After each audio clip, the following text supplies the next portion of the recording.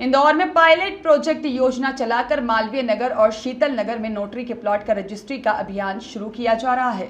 और इसी पर प्रवक्ता मध्य प्रदेश कांग्रेस प्रमोद कुमार द्विवेदी एडवोकेट ने सवाल उठाया है। उन्होंने कहा कि नोटरी वाले व्यक्ति के पास उसके नाम का संपत्ति कर खाता है, अर्थात नगर निगम के संपत्ति कर खाते में नाम है तो पहले भी रजिस्ट्री होती थी, सह स्वामित्व दस्तावेज बनते रहे। द्विवेदी ने सवाल उठाया है कि सन 2021 से यह सह स्वामित्व दस्तावेज चलन में है। संपत्ति कर में नाम अगर पुराने मालिक का है, पुराने मालिक ने नोटरी की है, तो क्या कलेक्टर या नगर निगम आयुक्त को नामांतरण करने का आदेश देंगे? स्व स्वामित्व दस्तावेज पर नगर निगम हजारों लोगों के नाम समायोजन नहीं कर रही है। क्या कलेक्टर साहब और आयुक्त नगर निगम से पूछेंगे कि ऐसा क्यों कर रही है नगर निगम? रजिस्ट्रेशन एक्ट में तो यह भी है कि बिजली बिल आधार पर रजिस्ट्री हो सकती है, नोटरी साथ में संलग्न हो, परंतु रजिस्ट्रेशन दफ्तर कहता है कि नगर निगम कार्यालय नामांतरण करता है। इस तरीके के सवाल उन्होंने उठाए हैं। आप खुद ही सुनिए उन्होंने और क्या कुछ कहा।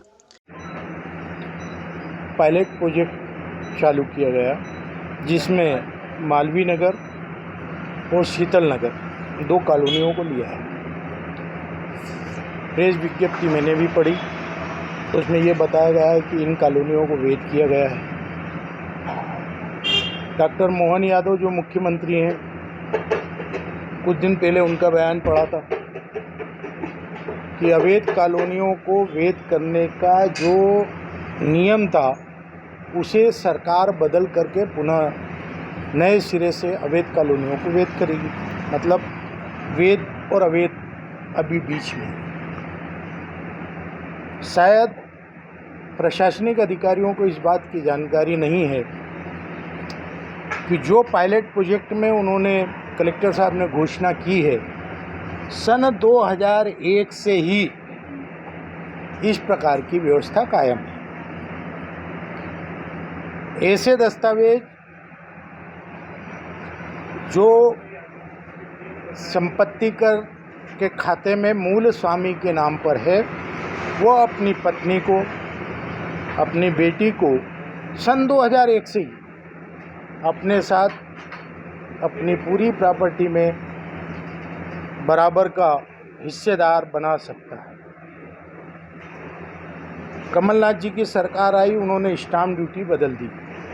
चाहे जितने करोड़ की प्रॉपर्टी हो, केवल 1100 रुपये में आप, और उस पर नगर निगम और पंचायत ड्यूटी समाप्त कर दी गई।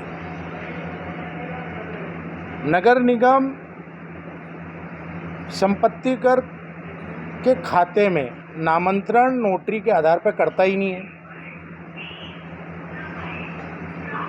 नगर निगम अपने विधान के अनुसार जिस संपत्ति कर खाते में किसी व्यक्ति का नाम चढ़ाएगा तो उसके नामांतरण को वैधानिक अधिकारी भी प्राप्त नहीं है, न्यायालय कहता है।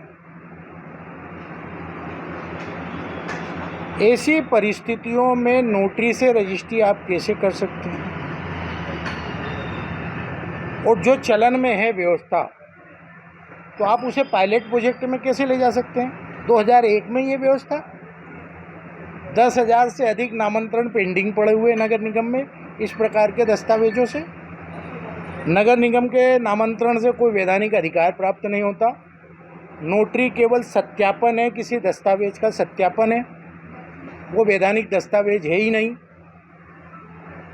इंदौर में 1000 से अधिक अवैध कॉलोनियाँ हैं, जिसमें 400 कॉलोनियाँ सीलिंग की ज़मीन पर बसी हैं।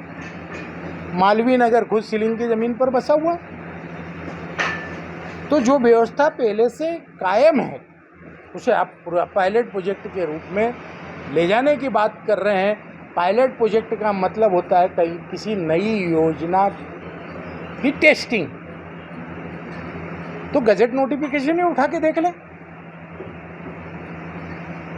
आज ही रजिस्ट्रार से संपर्क कर लें।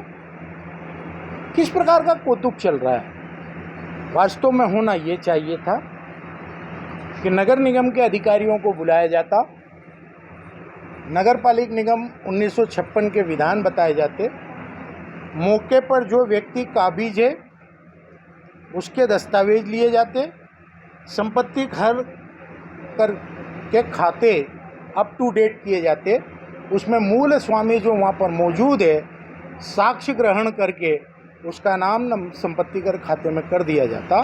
उसके पश्चात दस्तावेज स्वाभाविक रूप से बन जाते। कुल मिलाकर